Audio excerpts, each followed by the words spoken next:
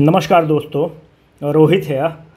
आज हम लोग, अगर आप स्टेट पीसीएस का एग्ज़ाम देख रहे हो और यूपीएससी का भी अगर आपने एग्ज़ाम देखा होगा तो आप धीरे धीरे देखिए कि एटमॉस्फेयर से लगातार क्वेश्चंस पूछे जा रहे हैं। तो whatever the limited understanding and analysis we have done, we found that the topic of the atmosphere has become very important.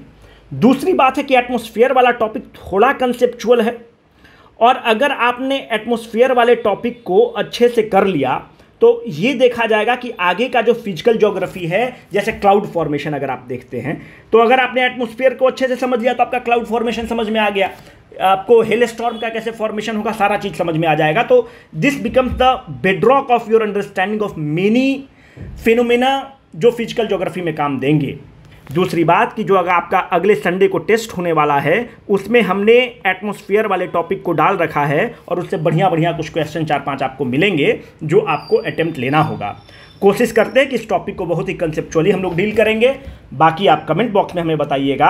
अंत में आपको एक बीपीएससी का क्वेश्चन देंगे, आप उसको कमेंट सेक्शन में बताइएगा। किसी और विषय पर आपको वीडियो बनवाना होगा तो ये हम लोगों का ऑफिशियल मेल आईडी है जिस पर आप मेल करिएगा और हम लोग वीडियो बना के आपके सामने हाजिर रहेंगे। पहला इंपॉर्टेंट चीज़ जो हम लोगों को देखना चाहिए मेरे दोस्त, वो ये देखना चाहिए कि एटमॉस्फेयर अगर हम लोग बात करते हैं तो अच्छा ये रहेगा कि हम लोग ये देखें कि एटमॉस्फेयर का फॉर्मेशन कैसे होता है, एटमॉस्फेयर बनता कैसे है। देखिए, जब अर्थ का फॉर्मेशन होता है तो जो इनिशियल एटमॉस्फेयर अपना है वो हाइड्रोजन और हीलियम का एटमॉस्फेयर है। इस हाइड्रोजन और हीलियम के एटमॉस्फेयर को हम ये देखते हैं, इसको आप प्राइमॉर्डियल एटमॉस्फेयर कहते हैं। मिलियन ऑफ ईयर्स अगो, मतलब मिलियन ऑफ ईयर्स जब पास होता है तो सोलार विंड्स आते हैं, और ये जो सोलार विंड्स हैं, इस सोलार विंड्स जो ये प्राइमॉर्डियल एटमॉस्फेयर है इसको स्ट्रिप ऑफ करते हैं, और जब इसको स्ट्रिप ऑफ करेगा उसी दरमियान वल्केनिज्म होगा। जब वल्केनिज्म होता है तो आपको पता है कि अंदर जो लिक्विड मटेरियल प्रेजेंट होता है, ये जो अंदर लिक्विड मटेरियल जो उसके अर्थ के अंदर है, इस लिक्विड मटेरियल को आप मैग्मा कहते हैं। पर यही मैग्मा जब अर्थ पर आ जाता है तो this magma is called as lava. ठीक है, तो लावा और मैग्मा एक ही चीज़ है। जब अर्थ पर आ गया तो उसको हमने लावा कह दिया। जब भी वल्केनिज्म होता है मेरे दोस्त, तो इस चीज़ को याद रखिएगा कि वल्केनिज्म में in number of the gases are release. Hydrogen release होगा, कार्बन रिलीज होगा, नाइट्रोजन रिलीज होगा, सल्फर रिलीज होगा, सारे गैसेज रिलीज होंगे।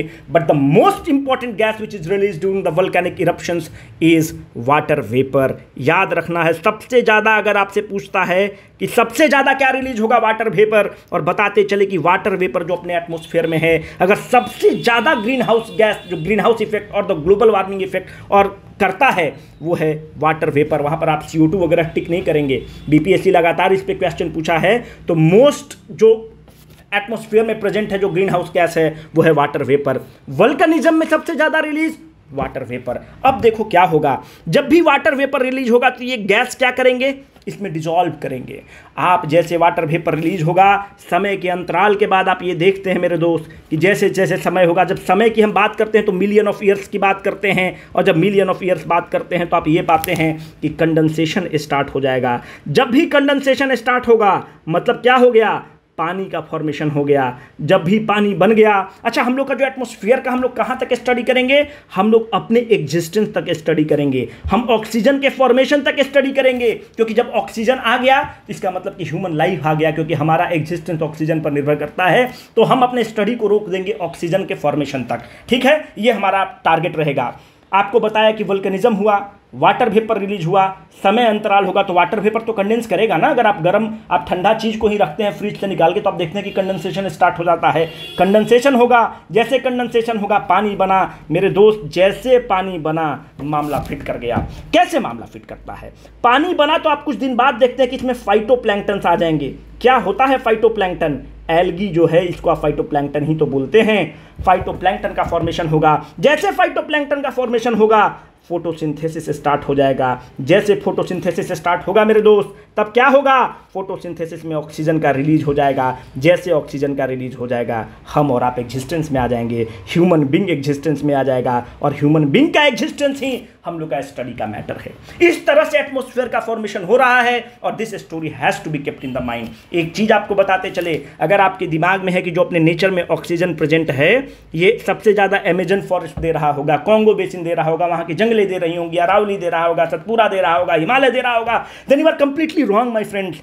50 से 80% जो ऑक्सीजन है, 50 to 80% जो ऑक्सीजन का मात्रा है वो मराइन ऑर्गेनिज्म से आ रहा है। और मराइन जब हम बोलते हैं तो इसका मतलब कि फाइटोप्लैंक्टन की बात करते हैं, तो most of the photosynthesis is done by this marine plants और marine organism which is basically the phytoplanktons. ठीक है, फाइटोप्लैंक्टन इज द बेसिस और द फूड चेन में सबसे लोअर स्ट्रक्चर पे, one of the lower structure पे है और उस पूरे फूड चेन को कंटिन्यू करता है। तो एक चीज़ ये बताना था, एटमॉस्फेयर का फॉर्मेशन मेरे दोस्त बताना था, और हम लोग को उम्मीद करते हैं कि आपको थोड़ा समझ में आया होगा। अब देखो, बड़ा इंटरेस्टिंग टॉपिक है, इसको मजेदार ढंग से हम लोग पढ़ते हैं। पहली बात है कि हम लोग पहले एटमॉस्फेयर के कंपोजिशन को पढ़ते हैं कि क्या कंपोजिशन है। ये बताना स्लाइड कैसा है, पहले वाला स्लाइड और ये स्लाइड मतलब विकास हो रहा है कि नहीं, मतलब अच्छा स्लाइड बन रहा है। देखो मेरे दोस्त, हो क्या रहा है, हम लोग जब नेचर को स्टडी करते हैं तो ये देखते हैं कि जो ट्रेस ऑफ द, क्या हुआ, हम लोग ये स्टडी करते हैं कि जो गैस का ट्रेस है, ट्रेस मतलब वहां तक अंतिम पॉइंट जहां तक हम लोग को गैस मिलता है वो है 10,000 kilometre. We found that up to the 10,000 kilometre we find the traces of the gases. But हम लोग ये पाते हैं कि ये 3 नंबर आपको लिखा हुआ है। फिर हम लोग ये पाते हैं कि ट्रेस ऑफ द गैस तो 10,000 किलोमीटर तक मिलता है, बट 50% ऑफ द गैस जो है they are concentrated up to 5.6 kilometre. और अंदर जाते हैं तो हम पाते हैं कि 99% ऑफ द गैस जो है वो 40 किलोमीटर तक कंसंट्रेटेड है, और ऑक्सीजन जो है 120 किलोमीटर तक ही कंसंट्रेटेड है। 120 किलोमीटर के बाद ऑक्सीजन मिलना बंद हो जाता है। चूंकि trace of the gas 10,000 kilometre तक है और 120 किलोमीटर तक ऑक्सीजन है, तो हम लोग जो अपना स्टडी में लेंगे, जो स्टडी करेंगे एटमॉस्फेयर का, we will study up to 400 kilometre और अप टू 450 किलोमीटर।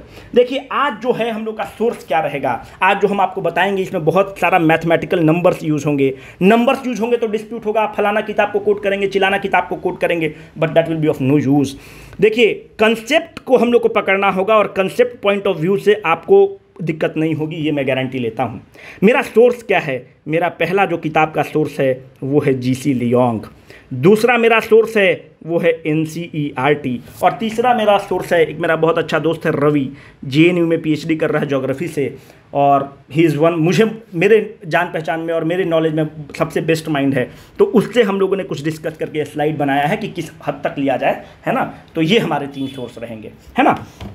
अब देखिए, अगर हम गैस के बारे में देखें कि गैस क्या है, मतलब कौन कौन से गैस प्रेजेंट हैं। देखो, अगर हम लोग पढ़ रहे हैं दोस्तों वो तो ठीक है, पर हम लोग को इस तरह से पढ़ना है ना कि एग्जाम में क्वेश्चंस टकराएं। आपके पास खूब नॉलेज है, पर वो नॉलेज आप देख रहे हैं कि एग्जाम में जाके आप फेल कर जा रहे हैं, तो वो नॉलेज कोई काम का नहीं है ना। तो वील हैव टू कस्टमाइज और tailor the things in such a manner that it pays us in the examination, right. कम भी नॉलेज रहे पर एग्जामिनेशन में पे करे तो that will be more helpful to us. अगर आप एटमॉस्फेयर में इंपॉर्टेंट गैस को आप देखते हैं कि कौन कौन से इंपॉर्टेंट गैस प्रेजेंट है एटमॉस्फेयर में मेरे दोस्त, तो सबसे ज़्यादा जो प्रेजेंट है वो है नाइट्रोजन, तकरीबन 78% जो है नाइट्रोजन है। दूसरी बात, अगर आप ऑक्सीजन की बात करेंगे तो ऑक्सीजन तकरीबन 21% के आसपास ऑक्सीजन है। ये स्लाइड बनाने का मेरा मकसद मात्र ये है कि मैं आपको ये बताऊं कि जो 3 नंबर पे गैस है, एक जनरल कंफ्यूजन होता है कि कार्बन डाइऑक्साइड है, but the carbon dioxide is not the 3rd number of the gas which is present in the atmosphere मेरे दोस्त। The 3rd number of the gas which is present in the atmosphere is argon, जिसका प्रतिशत 0.93% है, जबकि carbon dioxide का प्रतिशत जो है 0.036% है। तो इस स्लाइड का मेरा मकसद मात्र ये था कि मैं आपको बताऊं कि 1 नंबर पे ये है, 2 नंबर पे ये है, 3 नंबर पे ये है, यहाँ पे धोखा हो सकता है, और 4 नंबर पे ये है। धोखा से सतर्क रहेंगे तो ज़्यादा अच्छा रहेगा, एग्जाम में कॉन्फिडेंस से मार के निकलेंगे। और एग्जाम में जब कॉन्फिडेंस से मार के निकले, देखो यार, एग्जाम का आपको एक चीज़ बताते हैं, जो प्रीलिम्स में जिसको दिक्कत हो रही है उसको हम एक चीज़ बताते हैं। प्रीलिम्स का पहला 1 घंटा ही आपका सिलेक्शन दिला देता है। पहला 1 घंटा में अगर आपको कॉन्फिडेंस पे आपने काम कर लिया तो आपका मोमेंटम बन जाएगा, और मोमेंटम बन जाएगा तो आप एग्जाम को कन्वर्ट कर देंगे। But the point is how to get this confidence, that is the tricky point. Confidence तभी आ जाएगा जब शुरू में आप वो क्वेश्चन को सिलेक्ट करें जो आप 100% सही है। जैसे आपको पता होगा कि ये क्वेश्चन जो हमने हिट किया 100% सही है, आपका कॉन्फिडेंस आ जाएगा, और एक बार कॉन्फिडेंस आ जाएगा तो मोमेंटम आ जाएगा। मोमेंटम क्या है? अगर आप एक गाड़ी 100 की स्पीड से चल रही है, आप एक बार उसे ब्रेक मारेंगे, वो रुकेगा क्या? गाड़ी एक्सीडेंट कर जाएगा। एक बार कॉन्फिडेंस का जब मोमेंटम आ गया, गाड़ी रोकने से कितना भी बीपीएससी आपका गाड़ी रोकना चाहे कठिन क्वेश्चन डाल के, वो झटका मार के वहां पे निकाल ही देगा, है ना। तो आप कॉन्फिडेंस बिल्ड करना जरूरी है। इसलिए जो पहला 1 आवर है वही आपका सिलेक्शन को तय करेगा। उसमें select those questions in which you are comfortable with, select choose those questions, be very choosy. अगर मानते हैं कि आपका शादी होना है, घर में 10 लड़की का फोटो आ रहा है या लड़की के लिए 10 लड़का का फोटो आ रहा है, बी वेरी चूजी, है ना। उसमें केवल सुंदरता पे ही मत चूज करो, नॉलेज पे सैपियोसेक्सुअल बनो, ज़्यादा अच्छा रहेगा, है ना। तो आप उसमें से चूज करते हैं ना कि हम किसको चूज करेंगे। उसी तरह से अगर 150 क्वेश्चन है तो दोस्त चूज करना है कि हमको कौन मेरे हिसाब से फिट बैठ रहा है, जिसमें हमको 100% श्योरिटी है, and this way you will build the confidence and that confidence will take you through. ठीक है, अब देखो क्लासिफिकेशन ऑफ एटमोस्फियर क्या है। हम एटमॉस्फेयर का क्लासिफिकेशन 3 ग्राउंड पर करेंगे। What is 3 ground? एक तो हम देखेंगे कि एटमॉस्फेयर का कंपोजिशन क्या है, दूसरा देखेंगे कि एटमॉस्फेयर फंक्शन क्या करता है, एक क्लासिफिकेशन फंक्शन पे देख लेंगे, और एक क्लासिफिकेशन उसके टेम्परेचर पर देख लेंगे कि टेम्परेचर का क्या वेरिएशन है। और आपको बड़ा मजा आने वाला है, इस चीज़ की मैं गारंटी लेता हूँ। कैसे मजा आने वाला है अब देखो आप। देखिए, हम लोग ये पाए कि एक होमोजीनस चीज़ क्या होता है। ये क्या हो रहा है, मतलब हम कलम अच्छा नहीं ले पा रहे हैं। होमोजीनस चीज क्या होता है दोस्त? देखिए, एक होता है होमोजीनस। अगर आप एक ग्लास लेते हैं, आप ग्लास में चीनी मिला देते हैं, तो मिक्सचर कैसा बन जाता है? होमोजीनस बन जाता है, एकदम एक बराबर घुल जाता है। पर अगर आप उस पानी में मानते हैं कि आपने कंकड़ डाल दिया, तो वो मिक्सचर होमोजीनस होगा कि हेट्रोजीनस होगा? वो मिक्सचर हेट्रोजीनस होगा। क्यों हेट्रोजीनस मिक्सचर होगा? क्योंकि दोनों चीज क्या कर गया? सेपरेट कर गया। क्यों सेपरेट कर गया? डेंसिटी के कारण। डेंसिटी को हम रो लिखेंगे आगे से, डेंसिटी जो होता है ना उसको रो लिखेंगे।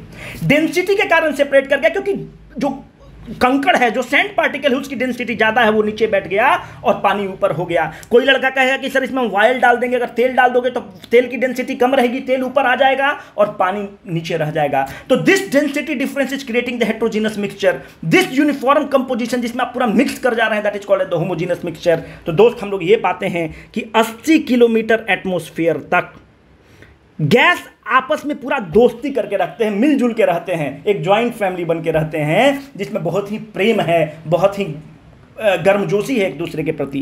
पर जैसे हम 80 किलोमीटर के एबव जाते हैं, आप ये देखते हैं कि जो एटमॉस्फेयर में जो गैसेज हैं, they are arranging themselves upon the density, अपने डेंसिटी के हिसाब से अपने आप को अरेंज करना स्टार्ट कर दे रहे हैं। जब डेंसिटी के साथ 80 किलोमीटर के एबव जब गैसेज अरेंज करते हैं, तो 80 kilometre plus we have a heterogeneous atmosphere, up to 80 kilometre we have the homogeneous atmosphere. तो एक क्लासिफिकेशन हो गया homogeneous atmosphere, heterogeneous atmosphere 80 kilometre तक। अभी आपको समझ में नहीं आया होगा, आपको एक फैक्ट लग रहा होगा, इसको बाद में रिलेट करेंगे, ठीक है।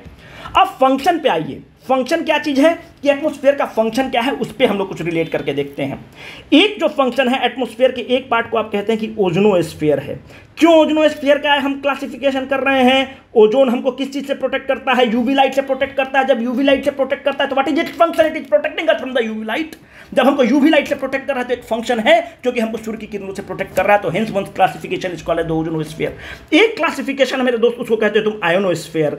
आयोनोस्फीयर में आयंस प्रेजेंट होते हैं, और ये भी एक अलग क्लासिफिकेशन क्यों है? आपको पता है कि जितने सिग्नल्स हैं, जितने आईटी वाला काम है, जितने कम्युनिकेशंस वाला काम है, वो भी एक फंक्शन कर रहा है। कौन फंक्शन कर रहा है? एटमॉस्फेयर फंक्शन कर रहा है। So we are dividing the atmosphere on the ground of the function in 2 different categories. One is the ozonosphere because it is protecting us from the ultraviolet rays of the sun, and another is on the basis of its function of the communications, जो IT sector में satellite वाला मामला जो है, वहां से हमको communications और सिग्नल ट्रांसमिशन में हेल्प कर रहा है। तो एक क्लासिफिकेशन यहाँ की अभी भी आपको समझ में नहीं आया होगा कि क्या चल रहा है। अब देखो, एक क्लासिफिकेशन हम लोग टेम्परेचर पे करेंगे। क्या है टेम्परेचर पे क्लासिफिकेशन? एक क्लासिफिकेशन टेम्परेचर पे होगा जिसको आप कहेंगे ट्रोपोस्फेयर। ट्रोपोस्फेयर को दोस्त बोलते हैं क्षोभ मंडल। अगर हिंदी और इंग्लिश में अगर अंतर होगा तो इंग्लिश वाला सही माना जाएगा। दूसरा होता है स्ट्रेटोस्फेयर। स्ट्रेटोस्फेयर को कहेंगे समताप मंडल। तीसरा है मेजोस्फेयर, और चौथा है थर्मोस्फेयर। थर्मो मतलब हीट हो गया, है ना। तो हमने 4 क्लासिफिकेशन किया। ट्रोपोस्फेयर में देखते हैं कि जैसे हाइट बढ़ेगा, मतलब जैसे जैसे आप ऊपर बढ़ेंगे, आप देखेंगे कि टेम्परेचर गिर रहा होगा। स्ट्रेटोस्फीयर में आप देखेंगे कि जैसे जैसे हाइट बढ़ेगा टेम्परेचर बढ़ेगा। क्यों बढ़ेगा, इस सबको आज डिकोड कर देंगे। मेसोस्फीयर में आप देखेंगे कि हाइट बढ़ेगा टेम्परेचर घटेगा। थर्मोस्फीयर में देखेंगे कि हाइट बढ़ेगा टेम्परेचर बढ़ना स्टार्ट होगा। मतलब अल्टरनेट चल रहा है और कुछ नहीं मामला है, इससे ज़्यादा कुछ नहीं मामला है।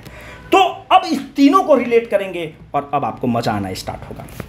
अब दोस्त ये देखो कि होता ये है कि हम लोग 18 किलोमीटर तक ये पाते हैं कि 18 किलोमीटर तक वी हैव अ ट्रोपोस्फीयर, जिसको आप क्षोभ मंडल कहते हैं। 18 से 50 किलोमीटर तक वी हैव अ स्ट्रेटोस्फीयर, समताप मंडल। 50 से 80 किलोमीटर तक वी हैव मेसोस्फीयर और 80 से 400 किलोमीटर तक आपको कहते हैं thermosphere.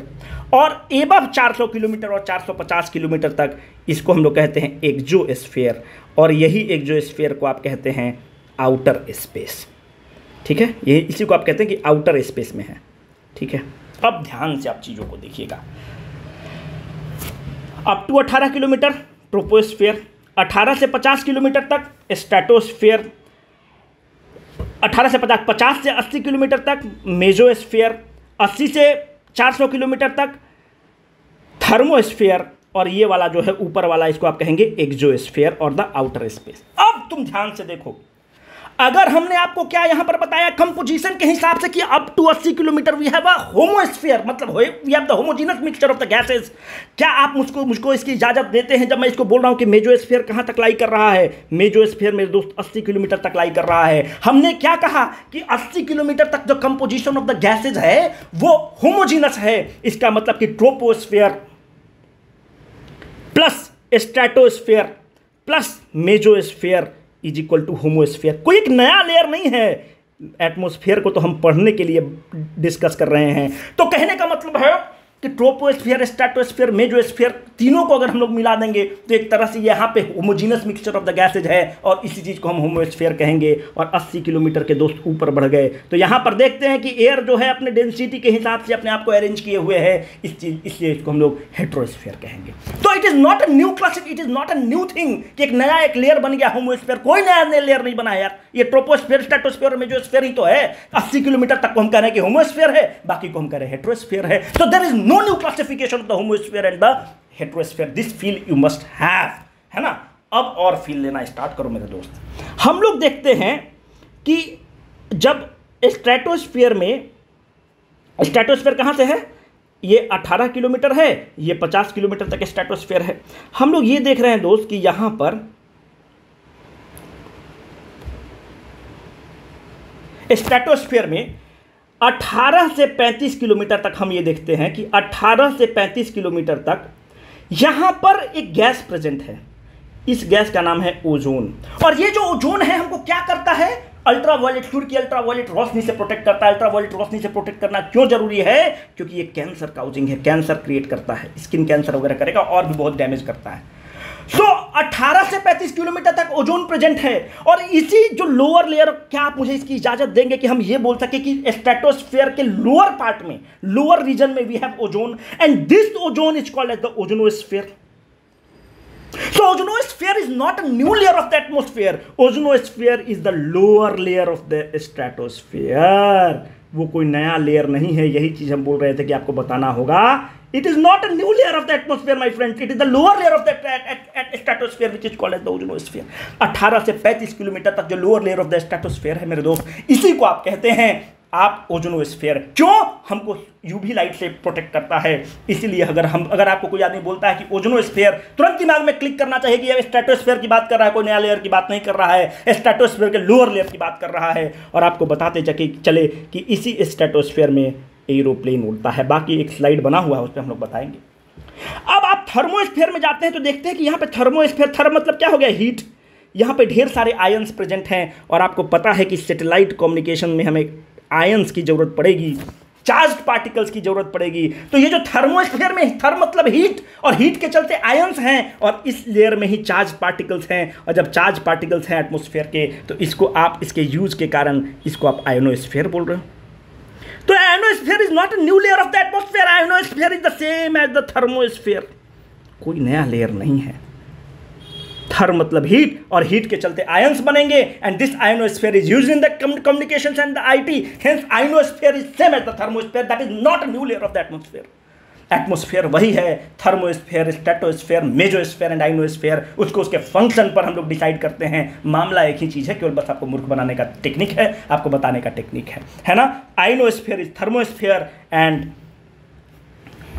Stratosphere is equal to ozonosphere. यहाँ तक आप मेरे साथ हैं, I think that you will be with me on the same page. अब देखो what is the utility of the different layers of the atmosphere. जितने भी क्लाउड का फॉर्मेशन, थंडर स्टॉर्म का फॉर्मेशन, लाइटनिंग का फॉर्मेशन, जितने भी चीज़ ये सब जो क्लाइमेटिक कंडीशन से रिलेटेड हैं वो सब ट्रोपोस्फेयर में होंगे, क्षोभ मंडल में होंगे। ठीक है, क्यों होंगे डिस्कस कर लेंगे। जितना हवाई जहाज पे आप इंडिगो से उड़ के पटना से दिल्ली आ रहे हैं सब स्ट्रेटोस्फेयर में उड़ के आ रहे हैं, तो स्ट्रेटोस्फेयर में एरोप्लेन्स वगैरह का मूवमेंट होगा। क्यों होगा एरोप्लेन्स का मूवमेंट। दूसरी बात यह है कि यहाँ पे क्लाउड का फॉर्मेशन है ही नहीं। जब क्लाउड का फॉर्मेशन नहीं है मेरे दोस्त, तो एयर हवाई जहाज को हिंड्रेंस नहीं होगा। दूसरी बात है, इसको आप समताप मंडल बोलते हैं। समताप मंडल यहाँ पर कंडीशन जो होता है, अगर आप लोअर लेयर ऑफ स्ट्रेटोस्फेयर देखेंगे तो आइसोथर्मल कंडीशन होता है। आइसोथर्मल मतलब टी बराबर कांस्टेंट होता है, टी मतलब टेम्परेचर होता है। मैकेनिकल इंजीनियरिंग वाले भाई लोग हम लोग जितने हैं, हम लोग आइसोथर्मल प्रोसेस और एडियाबैटिक प्रोसेस से बहुत मतलब उसके बिना तो रह ही नहीं सकते हैं। तो आइसोथर्मल कंडीशन होता है। This isothermal condition is very much required कि जो फैटीग होगा, जो मेटल फैटीग होगा, है ना, मटेरियल का जो टूटने का रेट होता है, क्रीप होता है, फैटिगनेस होता है, तो आइसोथर्मल कंडीशन में वो कम हो जाता है, इसलिए भी एरोप्लेन वहाँ पे उड़ता है। तीसरा लेयर है मेजोस्फीयर और चौथा है आइनोस्फीयर, जिसको आप थर्मोस्फीयर भी बोलते हैं। This stratosphere is same as the ozonosphere, जिस thermosphere is same as the ionosphere. यहाँ पर क्या होता है कि जितने आपके सैटेलाइट और सिग्नल कम्युनिकेशंस होंगे सारा चीज़ यहीं से होगा। क्यों, यहाँ पे चार्ज पार्टिकल्स अवेलेबल रहेंगे, तो सारा चीज़ यहीं से होना है। मेजोस्फीयर में आप ये मेरे दोस्त देखते हैं कि मेजोस्फीयर में अगर आप देखते होंगे टीवी पर दिखाता है कि वायुमंडल से एक कॉमेट चला, धरती को हीट करने वाला है, एक मेटियोर चला, धरती माता को हीट कर देगा, एक एस्टेरॉयड चला, आइस का पार्टिकल, डस्ट का पार्टिकल, और एस्टेरॉयड का लिखो यार, स्पेलिंग देख लेना। तो एस्टेरॉयड चला और धरती को हीट करने वाला है। पर जैसे ये सब एस्टेरॉयड और गैसी मटेरियल है, ऐस का मटेरियल है, जितने भी चीज़ हैं, जैसे ये हमारे मेजोस्फीयर में इंटर करेंगे दे विल बर्न। तो मेजोस्फीयर क्या करता है, हमको जो वो सब धूमकेतु जो ही कहलाता है वो सबसे प्रोटेक्ट करता है, and that is very important for us. अब देखो मेरे दोस्त, फंक्शन हो गया। अब देखो adiabatic change in the temperature क्या है। अब हम लोग क्या चीज़ को डिकोड करना चाहेंगे, अब हम लोग ये डिकोड करना चाहेंगे कि हाइट बढ़ रहा है, टेम्परेचर घट रहा है। क्यों ऐसा हो रहा है हम लोग को पहले पता तो होना चाहिए। पहले एक हम लोग थंब रूल बनाएंगे, और थंब रूल के हिसाब से, मतलब इस थंब रूल को आप हर जगह फॉलो करेंगे, है ना, पूरे फिजिकल ज्योग्राफी में फॉलो करेंगे। थंब रूल ये है कि अगर आपने किसी को हीट दिया, जैसे आप हीट देंगे उसकी डेंसिटी कम हो जाएगी। डेंसिटी आप समझ रहे हैं, उसका घनत्व कम हो जाएगा। जैसे किसी चीज़ की डेंसिटी कम होगा वो चीज़ क्या होगा, ऊपर उठेगा। जैसे ऊपर उठेगा वो चीज़ ठंडा होगा। अब क्यों होगा ये सब बताएंगे। और जो भी ऊपर उठती हुई हवा है वही क्लाउड का फॉर्मेशन करेगा, वही क्लाउड बनाएगा और वही आपको बारिश देगा। This is our thumb rule which will follow throughout. यही आपका थंब रूल। हम लोग को मकसद ये रहेगा कि इस चीज़ को समझ लें तो हमारे काम आसान हो जाएगा। गर्मी देंगे ऊपर, अच्छा, जो भी हवा नीचे आती हुई हवा है ये कभी भी क्लाउड फॉर्मेशन नहीं करेगा। जो भी ऊपर उठता हुआ हवा है ये क्लाउड फॉर्मेशन करेगा। क्यों, हम लोग भी डिस्कस करके इसको डिकोड कर देंगे पूरा। देखो हुआ क्या, एडियाबैटिक प्रोसेस को देखो, आप लोग जो भी बाहर मतलब जो नॉन टेक्निकल बैकग्राउंड के हैं आपको थोड़ा सा दिक्कत हो सकता है, पर हम एक बार डिकोड इसको करने की कोशिश करेंगे। इसको हम कहते हैं रुद्धोष्म प्रक्रिया। यार अगर हिंदी में थोड़ा सा भाई दिक्कत होगा तो प्लीज़ कर लीजिएगा। हम जो हिंदी मीडियम पे कुछ लोग हैं उनके लिए हम गूगल कर करके लिख रहे हैं, तो थोड़ा सा प्लीज़ बियर करिएगा अगर कुछ गलती होगा तो, है ना। इसको कहते हैं रुद्धोष्म प्रक्रिया। एडियाबैटिक प्रोसेस के लिए जितने भी मैकेनिकल इंजीनियरिंग के लोग हैं आपको पता है कि एयर कंडीशनिंग का डिज़ाइन हो ही नहीं सकता बिना एडियाबैटिक प्रोसेस के कारण। रेफ्रिजरेटर का डिज़ाइन हो ही नहीं सकता है एडियाबैटिक प्रोसेस के कारण। इस पर तो हम लोग 2-3 घंटा हम लोग डिस्कस कर सकते हैं। मैकेनिकल इंजीनियरिंग का कोर है एडियाबैटिक और थर्मल प्रोसेस। एडियाबैटिक प्रोसेस का मतलब है कि इसमें हीट ट्रांसफर नहीं होगा। हीट ट्रांसफर क्यू को आप जीरो कर देंगे। कैसे करेंगे इसको हम लोग देखेंगे। देखो होता क्या है कि वैज्ञानिक लोग यहाँ पे मेरे दोस्त, यहाँ पर आप देखिएगा तो एक थर्मोमीटर लगाते हैं। जब थर्मोमीटर लगाते हैं तो देखते हैं कि यहाँ का टेम्परेचर 100 डिग्री है। फिर कुछ ऊंचाई पर जाकर यहाँ पर फिर एक थर्मोमीटर लगाते हैं और देखते हैं कि यहाँ का टेम्परेचर 50 डिग्री सेंटीग्रेड है। इसका मतलब कि जैसे आप ऊपर बढ़ रहे हैं, मतलब हाइट बढ़ रहा है, जैसे जैसे आप ऊंचाई की तरफ बढ़ रहे हैं, आप देख रहे हैं कि टेम्परेचर क्या कर रहा है, गिर रहा है। 100 डिग्री से 50 डिग्री हो गया, मतलब टेम्परेचर ड्रॉप कर रहा है जैसे जैसे आप हाइट बढ़ रहे हैं। ठीक है, आप बताइए कि अगर आप एक चाय का प्याली लेकर बैठे हुए हैं या कॉफ़ी का लेकर बैठे हुए हैं, कॉफ़ी को अगर आप आधा घंटा 30 मिनट छोड़ दीजिएगा तो क्या हो जाएगा, कॉफ़ी ठंडा हो जाएगा। क्यों कॉफ़ी ठंडा हो रहा है? कॉमन प्रोसेस है। कॉफ़ी से जो हीट था वो इन्वायरमेंट के पास चला गया, तो कॉफ़ी ने क्या किया, हीट को लूज किया। हीट को जब लूज किया तो कॉफ़ी ठंडा हो गया। इसका मतलब कि अगर ये 100 डिग्री से 50 डिग्री सेंटीग्रेड हुआ है, इसका मतलब कि ये जो column of air which we have must be losing the heat, as is evident in the coffee वाला थिंग, कि वहां पे हीट तो कहीं ना कहीं लूज कर रहा होगा। कहां पे लूज कर रहा होगा? जो बगल वाला कॉलम है इसी को तो हीट दे रहा होगा। और किसको हीट देगा मेरे दोस्त? जब साइंटिस्ट देखे कि जब शुरू में इसका टेम्परेचर मानते हैं कि 90 डिग्री था, यहाँ पे एक कॉलम ऑफ एयर है, इसका 90 डिग्री था, यहाँ पे जो कॉलम ऑफ एयर था इसका 40 डिग्री सेंटीग्रेड था। अगर इस कॉलम ने इस बगल वाले कॉलम को हीट दिया, इसका मतलब कि इसका टेम्परेचर 90 के जगह 100 डिग्री सेंटीग्रेड बढ़ना चाहिए था। यस और नो? अगर बगल वाले कॉलम ने इसको हीट दिया, क्योंकि ये ठंडा हो रहा है, इसका मतलब कि हीट दे रहा होगा, इसका मतलब कि इसका टेम्परेचर 50 डिग्री सेंटीग्रेड बढ़ तो रहा होगा। अगर आप बगल वाले को हीट दे रहे हैं, अगर आप चाय की केतली में अगर आप इसको हीट दे रहे हैं, तभी तो इसका टेम्परेचर बढ़ता है। अगर ये हीट लूज कर रहा है तो किसको लूज कर रहा होगा? बगल वाले कॉलम को लूज कर रहा होगा। बगल वाले कॉलम को जब लूज करके दे रहा होगा तो इसका हीट बढ़ रहा होगा। पर हम लोग देखते हैं मेरे दोस्त, जब यहां पर साइंटिस्ट टेम्परेचर लगाता है तो देखता है कि उसका तो टेम्परेचर बढ़ा ही नहीं, यहां पर लगाया तो देखता है कि उसका तो टेम्परेचर बढ़ा ही नहीं और इसका टेम्परेचर गिर रहा है। इसका मतलब एक चीज तो श्योर हो गया कि बगल वाले प्रोसेस में हीट का ट्रांसफर नहीं हुआ, इस वाले कॉलम में हीट का ट्रांसफर नहीं हुआ। जैसे हीट का ट्रांसफर नहीं हुआ, इसका मतलब कि एडियाबैटिक प्रोसेस है, मामला खत्म।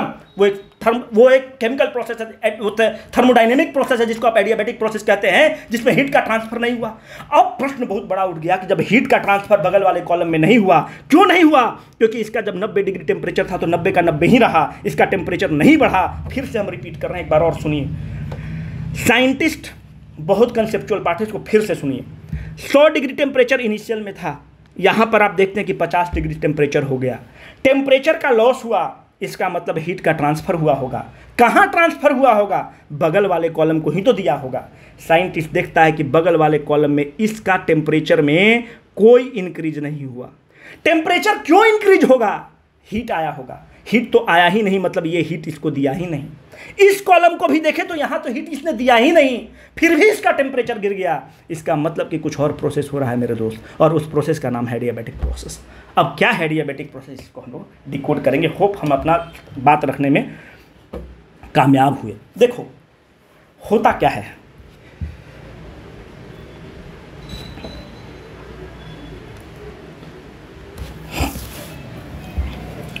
अब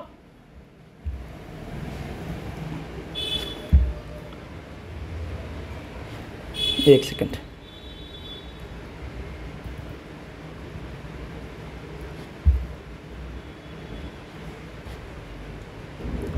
ठीक है। अब मेरे दोस्त ध्यान से आप देखिए, एक कॉलम ऑफ एयर ये है, ये कॉलम ऑफ एयर है। आपने इसको क्या किया? हीट दिया। हमने आपको बताया कि हीट देंगे तो डेंसिटी कम होगा, डेंसिटी कम होगा तो हवा ऊपर उठेगा। जो भी चीज़ का डेंसिटी कम रहेगा हवा ऊपर उठेगा, जो भी चीज़ की डेंसिटी बढ़ेगी वो नीचे आएगी।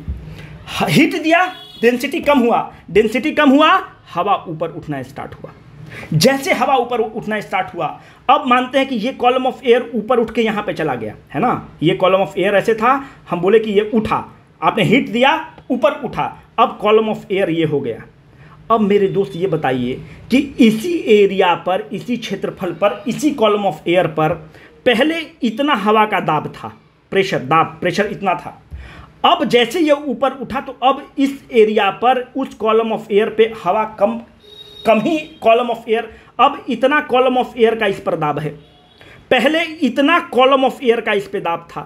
कहने का मतलब है कि अगर ये पानी है तो पानी में एक 10 लीटर पानी है और हम बोल रहे हैं कि एक जो है 20, मतलब यहाँ पे मानते हैं कि 10 लीटर पानी का दाब था, अब आप ऊपर उठ गए तो आप पर 5 लीटर पानी का दाब है, तो यहाँ पर फोर्स ज़्यादा लग रहा होगा, यहाँ पर दाब कम हो रहा होगा। दोस्त जैसे तुम ऊपर उठ गए तो एयर कॉलम का दाब क्या हो गया, एयर कॉलम कम हो गया। जैसे आप ऊपर उठते हैं तो एयर कॉलम कम हो गया, जैसे एयर कॉलम कम हुआ तो उसका प्रेशर कम हो गया एयर कॉलम का। जब प्रेशर कम हो गया तो आप फैलना ज़्यादा स्टार्ट करेंगे। आप क्या करेंगे, जब प्रेशर कम होगा तो आप एक्सपेंड करेंगे। आप एक सिंपल उदाहरण लेके समझिए। आपकी एक गर्लफ्रेंड है, एक आप हैं और आपकी एक गर्लफ्रेंड है। आप मुजफ्फरपुर में हैं या समस्तीपुर में हैं या सीतामढ़ी में हैं। आप अपनी गर्लफ्रेंड के साथ जो मिलेंगे, आप कहाँ मिल सकते हैं, आप पे सामाजिक प्रेशर ज़्यादा है, प्रेशर ज़्यादा है, तो आप बहुत होगा तो रेस्टोरेंट में मिलेंगे, आप उसके घर से बाइक लेकर पास कर सकते हैं और क्या कर सकते हैं। पर अगर हम दिल्ली में हैं और हम अपनी गर्लफ्रेंड के साथ हैं, हमारे ऊपर सामाजिक दबाव, हमारे ऊपर प्रेशर कम है। जब प्रेशर कम है तो हमको एक्सपैंड करने का ज़्यादा बेनिफिट है। हम ओयो ले सकते हैं, कहीं भी जा सकते हैं, हम उसके रूम पर जा सकते हैं, वो मेरे रूम पर आ सकती है, हम लोग डीजे जा सकते हैं, पब जा सकते हैं, डिस्कोथिक जा सकते हैं। पर ये काम आप बिहार में नहीं कर सकते। क्यों? क्योंकि आप पे सामाजिक प्रेशर ज़्यादा है। जब सामाजिक प्रेशर ज़्यादा है तो आपको एक्सपेंशन का मौका कम मिलेगा। हम पे क्या है, सामाजिक प्रेशर कम है तो हम एक्सपेंड ज़्यादा कर सकते हैं। दोस्त इस लेयर पर जब ये नीचे था, जब इसको हीट मिला तो ज़्यादा कॉलम ऑफ एयर का इस पर दाब था। जैसे ऊपर उठा तो कम एयर कॉलम का दाब है। आपको देख रहे हैं ना, जब पहले तो ये यहाँ पर था, अगर ये यहाँ पर रहता तो इस एयर का भी तो दाब रहता है इस पर ये अभी ये ऊपर उठ गया तो ये लेयर का दाब कम हो गया, तो इसको आप एक्सक्लूड करेंगे तो अब इतना ही तो एयर का दाब इस पे रहा, तो एयर का दाब कम हो गया। जब कॉलम ऑफ एयर का दाब कम हो गया तो ये हवा एक्सपेंड करेगा। अब बताइए कि जो एनर्जी को डिसिपेट करना था, पहले मॉलिक्यूल इतना था, अब हम बोल रहे हैं कि एयर एक्सपेंड कर गया तो मॉलिक्यूल के बीच में दूरी बढ़ गई। जब मॉलिक्यूल के बीच में दूरी बढ़ गई तो एनर्जी को डिसिपेट करने का ज़्यादा मौका मिल जाएगा, एनर्जी को डिसिपिएट करने का ज़्यादा मौका मिलेगा। अगर आप एक बाल्टी पानी लिए हुए हैं और इसमें आप 100 जूल एनर्जी डालें, आप एक टंकर पानी लिए हुए हैं और आप इसमें 100 जूल एनर्जी डालें, तो एनर्जी का डिसिपेशन कहाँ ज़्यादा होगा? क्योंकि यहाँ पर मेरे दोस्त ज़्यादा एक्सपेंशन रहेगा, ज़्यादा एक्सपेंड रहेगा तो दूरी ज़्यादा रहेगी। जब ज़्यादा दूरी रहेगी तो इसमें एनर्जी का खपत होने का चांस ज़्यादा है। देखिए, इस पर हम बहुत डिटेल में आपको 1 घंटा में एडियाबैटिक प्रोसेस पूरा समझा सकते हैं, पर इसको हम शॉर्ट करके आपको समझाने की कोशिश कर रहे हैं। जैसे कोई चीज़ एक्सपेंड करेगा तो एनर्जी डिसिपेट होने का चांस ज़्यादा रहेगा। जब एनर्जी डिसिपेट होगा तो बिना हीट ट्रांसफ़र किए हुए बगल वाले कॉलम में आप हीट नहीं दे रहे हैं, आप आपस में ही उसको कंज्यूम कर ले रहे हैं। तो कहने का मतलब है कि जैसे हवा एक्सपेंड किया, जब हवा एक्सपेंड किया तो डिसिपेट हो गया एनर्जी, और इसी प्रोसेस को आप कहते हैं एडियाबैटिक कूलिंग। इसका मतलब कि जो हवा ऊपर उठ रही है वो क्यों ठंडा हो रहा है? एडियाबैटिक एक्सपेंशन के चलते हो रहा है। एडियाबैटिक एक्सपेंशन के चलते हो रहा है। एक्सपेंशन मतलब कूलिंग। और यही याद रखना कि एडियाबैटिक क्यों? क्योंकि बगल वाले कॉलम को रुद्राभिषेक प्रोसेस है, रुद्रभोषण प्रोसेस है, बगल वाले कॉलम को हीट नहीं दे रहा है, उसके बावजूद वो ठंडा हो रहा है। क्यों ठंडा हो रहा है? प्रेशर कम हो रहा है, कम प्रेशर हो रहा है, हवा एक्सपेंड कर रहा है। जब भी हवा एक्सपेंड करेगा ठंडा हो जाएगा। तो कहने का मतलब है in the case of the troposphere height is increasing, temperature is decreasing because of the adiabatic expansion. ये समझाने की कोशिश की, पता नहीं हम कितना सक्सेसफुल रहे समझाने में आपको, है ना। अब देखो, अब थोड़ा और डिटेल में चलते हैं ना। ये आपका इक्वेटर है और ये आपका पोल्स है। अब आप मुझे बताइए कि इक्वेटर में सूर्य भगवान का प्रकोप ज़्यादा रहेगा कि पोल पर ज़्यादा प्रकोप रहेगा? सूर्य भगवान का प्रकोप इक्वेटर पे ज़्यादा रहेगा। सूर्य भगवान इक्वेटर पे ज़्यादा हीट देंगे। जब सूर्य भगवान इक्वेटर पे ज़्यादा हीट देंगे, मतलब कहते हैं कि सूर्य भगवान इक्वेटर पे 100 जूल ऑफ एनर्जी मिल रहा होगा, तो पोल पे मानते हैं कि 80 जूल ऑफ एनर्जी मिल रहा होगा। सहमत होंगे? जब ज़्यादा हीट दिए तो ज़्यादा डेंसिटी में फ़र्क पड़ा, ज़्यादा डेंसिटी में फ़र्क पड़ा, ज़्यादा ऊपर उठा, ज़्यादा ऊपर उठा हुआ, ज़्यादा ठंडा हुआ, और जो हवा ठंडा होगा वो क्लाउड का निर्माण करेगा। ठीक है, हीट दिया, ज़्यादा ऊपर उठा, हम देखते हैं कि हवा यहाँ से ऊपर उठना स्टार्ट किया, ऊपर उठना स्टार्ट किया, ऊपर उठना स्टार्ट किया। कहाँ तक उठता है? हम देखते हैं कि 18 किलोमीटर तक ऊपर उठा। सूर्य भगवान का इफेक्ट यहाँ पर क्या हुआ? कम हुआ। सूर्य भगवान का इफेक्ट, कम ऊर्जा, मतलब उनका इंटेंसिटी कम है। जब इंटेंसिटी कम है तो सूर्य भगवान के जब कम हीट मिला, कम डेंसिटी चेंज हुआ, कम ऊपर उठेगा, तो हम ये देखते हैं कि पोल पर जो हवा उठता है वो मात्र 10 से 12 किलोमीटर तक ही उठता है। जब भी हम आपको बताएं कि हवा ऊपर उठेगा तो क्या बनाएगा? क्लाउड का फॉर्मेशन स्टार्ट करेगा। क्यों? ऊपर उठती हुई हवा ठंडा होगा, और जब ठंडा होगा तो क्लाउड का फॉर्मेशन करेगा, और जब क्लाउड का फॉर्मेशन दोस्त करेगा तो आपको बारिश मिलना स्टार्ट होता है। तो इसीलिए कह रहे हैं कि ट्रोपोस्फीयर में ही क्यों हाइट बढ़ा, टेम्परेचर घटा, और घटता हुआ टेम्परेचर ही क्लाउड का फॉर्मेशन करेगा दोस्त। इसीलिए आप देखते हैं कि ट्रोपोस्फीयर में ही पूरा क्लाइमेटिक कंडीशंस होता है। पूरा जो क्लाइमेट का फॉर्मेशन है, थंडर स्टॉर्म, बारिश, जितना लंदफंद होना है वो ट्रोपोस्फीयर में होगा। और ये जो ढक्कन नुमा स्ट्रक्चर है इसको आप कहते हैं ट्रोपोपॉज। क्यों ट्रोपोपॉज? आप कह रहे हैं कि इसके ऊपर हवा ऊपर उठ ही नहीं रहा है, इससे ऊपर हवा जा ही नहीं रहा है। क्यों? अपने डेंसिटी के कारण हवा ऊपर उठा, एक लिमिट के बाद हवा ऊपर नहीं उठ पाया, डेंसिटी बहुत ज़्यादा बढ़ गया। क्यों डेंसिटी बढ़ गया? गर्म हवा का डेंसिटी घटेगा, जैसे ऊपर हवा बढ़ेगा, ऊपर उठेगा, हवा ठंडा होगा, ठंडा चीज़ की डेंसिटी बढ़ेगी, और जब डेंसिटी बढ़ेगा तो नीचे आना स्टार्ट हो जाएगा। तो पूरा जो क्लाइमेटिक कंडीशंस है इसी ट्रोपोस्फीयर में हो रहा है मेरे दोस्त, और यही ट्रोपोस्फीयर है ना। तो इस चीज़ को हम बताने में अब कितना सफल रहे अब आप देखिएगा। अब मामला ये उठेगा कि सर अभी तो आप बताए कि जो होशियार लड़का है वो तो फट से उसके दिमाग में काउंटर आएगा कि सर अभी तो आप ये बताए कि इक्वेटर पे ज़्यादा ऊपर उठा, पोल पर कम ऊपर उठा। बिल्कुल हम बताए भाई। फिर आप बोलेंगे कि अच्छा ये बताइए सर कि इक्वेटर तो ठीक है, पर दोपहर में तो ज़्यादा फिर हवा उठेगा। क्यों? दोपहर में ज़्यादा सूर्य की इंटेंसिटी तेज रहेगी। सर शाम में तो कम उठेगा, इवनिंग टाइम में, रात में तो कम उठेगा हवा। बिल्कुल मेरे दोस्त, हम एकदम तुमसे सहमत हैं। बोला कि ऐसे फिर आप क्या करेंगे? ऐसे तो मतलब ये प्लेस से भी वेरी कर रहा है, इक्वेटर और पोल पे भी वेरी कर रहा है, प्लस ये जो change in the temperature with the height है ये टाइम से भी वेरी कर रहा है। So it is varying with the place, it is varying with the time. I do agree with you. If you have this doubt in the mind, I 10% agree with you. It will vary with the place and it will vary with the time.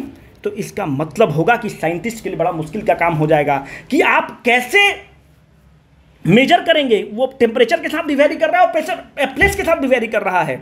तो अगर जो scientist temperature के साथ भी variation को count कर रहा है और प्लेस के साथ भी वेरिएशन को काउंट कर रहा है, तो उसको आप कहते हैं कि इन्वायरमेंटल लैप्स रेट। कि मतलब वो मैथमेटिकल मॉडल से आप कैलकुलेट कर रहे हैं कि हर जगह पर प्लेस के साथ कितना वेरी किया, टेम्परेचर के साथ कितना वेरी किया। पर साइंटिस्ट बोला कैसे तो हम लोग पगला जाएंगे। Why not to take the average of all this? इसका हम लोग एक एवरेज वैल्यू क्यों नहीं ले लेते हैं कि इतना पागलपंती करने से, दिमाग खपाने से अच्छा कि एक एवरेज वैल्यू ले लिया जाए। तो साइंटिस्ट ये पाते हैं कि हर 1 किलोमीटर राइज पर,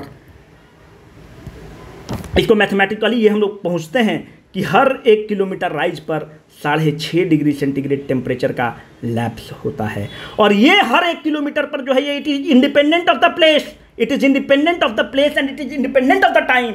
दोनों का एवरेज लेकर हम लोग पाते हैं कि 1 किलोमीटर पर 6.5 डिग्री सेंटीग्रेड का लैप्स होता है। और इस प्रोसेस को आप कहते हैं इन्वायरमेंटल लैप्स रेट। तो इन्वायरमेंट इसको कहते हैं आप normal lapse rate. So normal lapse rate is nothing new, it is the environmental lapse rate, जिसमें आप टाइम का कंपोनेंट और प्लेस के कंपोनेंट को हटा देते हैं और एक एवरेज वैल्यू ले लेते हैं। And this is very important for your prelims perspective. ठीक है, तो अब हम लोग ये मान के चलेंगे कि अगर हाइट बढ़े तो हम लोग को जब तक मैथ वाला नहीं रहेगा तो कैसे पता चलेगा? टेम्परेचर घटेगा तो कितना पे कितना घटेगा? अगर 1 किलोमीटर आप ऊपर उठे तो 6.5 डिग्री टेम्परेचर घट जाएगा। ठीक है, इसको कहते हैं नॉर्मल लैप्स रेट। अब देखो क्वेश्चन है कि हाउ टेम्परेचर, आप देखिए कि नॉर्मल फिनोमिनन क्या है कि हाइट बढ़ेगा टेम्परेचर घटेगा, ये नॉर्मल फिनोमिनन है। अगर आप देख रहे हैं कि हाइट बढ़ेगा और टेम्परेचर भी बढ़ने लगे तो ये क्या हो रहा है? इन्वर्जन है। क्यों इन्वर्जन है? नेचुरल प्रोसेस क्या कहता है कि हाइट बढ़ेगा टेम्परेचर घटेगा, पर ये तो उल्टा हो रहा है। तो इन्वर्ट ही तो हो रहा है, उल्टा ही को ही तो आप इन्वर्जन कहते हैं। इसलिए हम कहते हैं कि स्ट्रेटोस्फीयर में और आइनोस्फीयर में टेम्परेचर इन्वर्जन हो रहा है। बिल्कुल हो रहा है ना। अच्छा ये बताइए मुझे आप कि आइनोस्फीयर आ गया तो एक चीज़ ध्यान में आ गया, हम जियो स्टेशनरी सैटेलाइट को लॉन्च करते हैं 36,000 किलोमीटर पे। जियो स्टेशनरी सैटेलाइट 36,000 किलोमीटर पे होता है।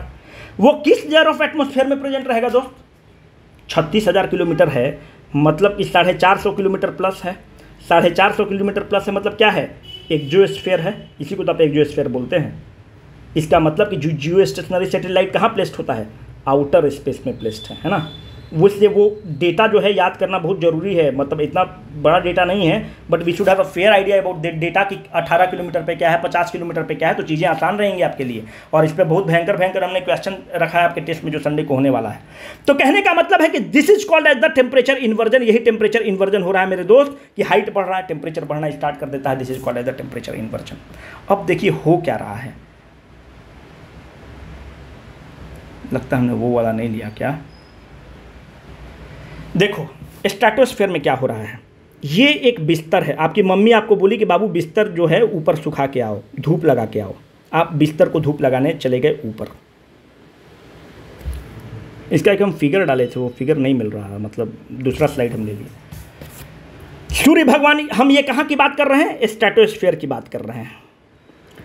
और स्ट्रेटोस्फीयर में भी हम लोअर स्ट्रेटोस्फीयर की बात कर रहे हैं। तो आप हमें इजाज़त देंगे कि मैं ये कह सकूं कि जब हम लोअर स्ट्रेटोस्फीयर की बात कर रहे हैं मतलब हम ओजोनोस्फीयर की बात कर रहे हैं, ठीक है। अब देखिए क्या हुआ, यहां पर सूर्य है। जब सूर्य भगवान हैं तो सूर्य भगवान की किरण ऐसे आ रही होगी। जब सूर्य भगवान की किरण ऐसे आ रही होगी तो हम आपको बोल रहे हैं कि ओजोनोस्फीयर का टेंडेंसी होता है कि वो अल्ट्रा वायलेट रेड को एब्जॉर्ब करेगा। एब्जॉर्ब करेगा तो टेम्परेचर उसका क्या होगा, इंक्रीज करेगा। तो अब आप बताइए कि जो ऊपर लेयर है यहाँ पर ज़्यादा एब्जॉर्ब हीट करेगा कि यहाँ पे एब्जॉर्ब करेगा। अगर आप गद्दा को ऊपर पसारे हुए हैं, डाले हुए हैं, तो आप देखते होंगे कि आपको बीच बीच में जाके गद्दा को पलटना पड़ता है, क्योंकि ऊपर वाला गर्म हो जाएगा और नीचे वाला गर्म होगा ही नहीं। तो मानते हैं कि ये ओजोन की एक टेंडेंसी है कि वो एब्जॉर्ब करता है इसको, सनलाइट को, अल्ट्रावायलेट रेज को। देखो उसको अलग, अच्छा बता देते हैं। तो ऊपर वाला लेयर का टेम्परेचर आप देखेंगे कि 100 डिग्री सेंटीग्रेड हो गया होगा, पर नीचे वाला टेम्परेचर का बढ़ा होगा। क्या ये भी ओजोन ही लेयर है, पर आप देखेंगे कि नीचे गद्दा का रहेगा, उसका टेम्परेचर नहीं बढ़ा होगा। तो गद्दा का टेम्परेचर कितना होगा, 50 डिग्री सेंटीग्रेड होगा, ऊपर वाला पे ज़्यादा टेम्परेचर होगा। अब आप देखो ये है और ये है, ऊपर वाला लेयर ये है, नीचे वाला लेयर ये है। आप हाइट बढ़ाए तो क्या हुआ, हाइट बढ़ाए तो जनरली क्या होना चाहिए था कि हाइट बढ़ाने पर टेम्परेचर को गिरना चाहिए था। क्यों गिरना चाहिए था, एडियाबैटिक एक्सपेंशन के कारण। पर यहाँ पर क्या हो रहा है कि आप हाइट बढ़ा रहे हैं तो आप देख रहे हैं कि टेम्परेचर बढ़ रहा है। मानते हैं कि 0 किलोमीटर है और ये 5 किलोमीटर है, जैसे आप ऊपर बढ़ रहे हैं तो देख रहे हैं 50 की जगह 100 हो गया। क्यों ऐसा हो रहा है, because the ozone has the inherent tendency to absorb the ultraviolet light. अगर आप, कुछ लोग अब इस पर दिक्कत करेगा, बोलेगा कि सर ऐसे नहीं होता है, एक एक्सोथर्मिक प्रोसेस होगा ओजोन का फॉर्मेशन और उसके चलते होता है, उसमें मत डिटेल में जाओ। देखो ओजोन का जो फॉर्मेशन होता है दोस्त, अब इस पर हम अब बात निकल गया तो बता देते हैं, वो चैपमैन साइकिल से होता है, ठीक है। ओजोन का फॉर्मेशन जो है वो चैपमैन साइकिल से होता है। और ओजोन का फॉर्मेशन, जो ओजोन को आप मेजर करते हैं उसको कहते हैं डॉप्सन यूनिट। डॉप्सन यूनिट से आप ओजोन को मेजर करते हैं। और दिस डॉप्सन यूनिट जो है, अगर ओजोन का 220 डॉप्सन यूनिट से कम हो गया तो उसको हम कहते हैं डिप्लेटेड लेयर ऑफ ओजोन। यही दिक्कत है, हम डाइवर्ट कर गए, डिप्लेटेड लेयर ऑफ ओजोन कहेंगे, ठीक है। 220 डॉप्सन यूनिट से कम हो गया तो उसको आप डिप्लेटेड लेयर ऑफ ओजोन कहना स्टार्ट करेंगे। तो ओजोन का फॉर्मेशन एक जो थर्मिक प्रोसेस है वो पूरा ही एक पूरा अलग चैप्टर बन जाएगा। हम कह रहे हैं कि ओजोन जो है अल्ट्रावायलेट लाइट को एब्जॉर्ब करेगा। ओजोन, सूर्य की किरण ऊपर से आएगी, ऊपर लेयर वाला ज़्यादा एब्जॉर्ब कर पाएगा। क्यों ज़्यादा एब्जॉर्ब कर पाएगा दोस्त, इसके नीचे है पर गद्दा के नीचे टेम्परेचर कम एब्जॉर्ब होगा, क्योंकि ये ज़्यादा एक्सपोज्ड है, ऊपर वाला ज़्यादा एक्सपोज्ड है। जब ज़्यादा एक्सपोज्ड है तो आप जैसे हाइट बढ़ा रहे हैं, ऊपर वाला ज़्यादा जब एक्सपोज्ड है तो आप जैसे ऊपर जा रहे हैं तो यहाँ पे टेम्परेचर 100 डिग्री होगा, तो यहाँ पर टेम्परेचर 50 डिग्री होगा। कायदे से हाइट बढ़ने पे टेम्परेचर को घटना चाहिए था, पर यहाँ पे ओजोन का एक अलग नेचर है कि ओजोन अल्ट्रावायलेट को एब्जॉर्ब करता है। यूजुअली गैस एब्जॉर्ब नहीं करते हैं। यूजुअली आप गैस को देखेंगे तो गैस क्या करता है, जब अर्थ अपने एनर्जी को रेडिएट करता है तब वो एब्जॉर्ब करता है। वो सूर्य की किरण को एब्जॉर्ब नहीं करता है ना। वो कौन कर रहा है, ओजोन कर रहा है चैपमैन साइकिल के द्वारा, तो वो ओजोन कर रहा है। पर यूजुअली और सब गैस ऐसा नहीं करते हैं। आपने जो गैस है वो जब अर्थ रेडिएट करता है लॉन्गर वेवलेंथ तब एब्जॉर्ब करते हैं। ओजोन उल्टा एब्जॉर्ब करता है, वो सीधा सूर्य की किरण को एब्जॉर्ब कर रहा है। इसीलिए आप देखते हैं कि यहाँ पे एक टेम्परेचर इन्वर्जन हो रहा है। क्यों हो रहा है? Because of the peculiar property of the ozone which absorbs the ultraviolet light. तो ये जो है ओजोन के प्रेजेंस के कारण टेम्परेचर इन्वर्जन हो रहा है। पता नहीं हम इसको 10 बार रिपीट करने की कोशिश किए, अब समझा पाए कि नहीं, है ना। तो ये इसका एक कारण हुआ दोस्त। फिर आप मेसोस्फीयर में चल जाइए। तो मेसोस्फीयर में आप फिर देखते हैं कि वही नॉर्मल प्रोसेस होना स्टार्ट करेगा, हाइट बढ़ेगा, टेम्परेचर घटना स्टार्ट करेगा। आयनोस्फीयर में जाएंगे, जिसको आप थर्मोस्फीयर बोलते हैं। आपको बताया कि वहाँ पे थर्मल अगर आयंस रहेगा तो टेम्परेचर बढ़ना ही है। अगर थर्म मतलब हीट होता है तो उसका भी नेचर उसी तरह का है कि वहाँ भी टेम्परेचर इन्वर्जन हो जाएगा, हाइट बढ़ेगा, टेम्परेचर बढ़ना स्टार्ट कर जाएगा। देखो, जब ओजोन का बात आए तो 2-3 चीज़ आपको बता दें। ओजोन जो है, आपको पता है कि एक डेट है 16 सितंबर को हम लोग ओजोन दिवस मनाते हैं। 1987 में एक ओजोन लेयर पर एक बैठक हुई जिसमें हम लोग ये डिसाइड करते हैं कि ओजोन को जो इस पर कैसे रोक लगाया जाए। तो इसके लिए एक प्रोटोकॉल होता है and that protocol is called as the Montreal protocol, है ना। मॉन्ट्रियल प्रोटोकॉल कहाँ होता है? मॉन्ट्रियल एक शहर है मेरे दोस्त। कहाँ पे शहर है मॉन्ट्रियल? कनाडा में एक शहर है। विश्व का सेकेंड लार्जेस्ट शहर कनाडा है और विश्व का सबसे बड़ा कोस्टलाइन जो है, ये सारा चीज़ हम वर्ल्ड ज्योग्राफी में बताए हुए हैं, कनाडा में है। कनाडा में एक और चीज़ है, पोर्ट इरिडियम है, और इरिडियम का जो तट है वो यूरेनियम एक्सपोर्ट के लिए बहुत जाना जाता है। इसी कनाडा में यूरेनियम के लिए एक एथाबास्का बेसिन है, इसके बारे में हम और डिटेल में कभी बताएंगे। और ये जो एथाबास्का बेसिन है, एथाबास्का रीजन है, एथाबास्का प्लेट्यू है, it is very rich in the reserve of uranium. और यूरेनियम का कौन सा grade? High grade of uranium. क्या होगा? अभी न्यूक्लियर फिजिक्स का एक वीडियो लेकर आएंगे, आपको उसमें पता चलेगा कि हाई ग्रेड यूरेनियम क्या होता है। ये जो मॉन्ट्रियल शहर है 2 नदी के तट पर है, एक लॉरेंस नदी और दूसरा है ओटावा नदी के तट पर है। मतलब it is at the Confluence of the 2 river, Lawrence and the Ottawa river my friends. और ये जो मॉन्ट्रियल प्रोटोकॉल है, इसमें आप क्लोरोफ्लोरोकार्बन को बैन करते हैं। क्यों? क्लोरोफ्लोरोकार्बन को ये पाया जाता है कि वो ओजोन को डिप्लीट करता है। जब ओजोन को डिप्लीट करता है तो वो अल्ट्रावायलेट रेज हमारे पास पहुंचेंगे और हमें डैमेज करेंगे। अच्छा, ये बताइए कि 2021 का ओजोन डे का थीम क्या था? 2021 का जो ओजोन डे का थीम था वो है कीपिंग अस, थोड़ा सा करंट से लिंक कर लेते हैं, थोड़ा सा डाइवर्ट कर गए हैं पर ठीक है। Keeping us, our food and vaccine cool, ठीक है। इसको आप कहते हैं keeping us our vaccine and ये सब कूल। तो हमको लगता है कि जितना भी चीज़ है यार उसको हम ख़त्म कर दिए हैं, जितना भी एटमॉस्फेयर में जो कंसेप्चुअल एंगल है उसको हम ख़त्म कर चुके हैं। तो उम्मीद करते हैं कि आपको पसंद आया होगा। कमेंट सेक्शन में ज़रूर बताइएगा और इस पर हम अभी टेस्ट लेने वाले हैं, उस टेस्ट को आप अटेम्प्ट करिएगा, है ना। ठीक है, बहुत बहुत धन्यवाद। Wish you all the best, study well.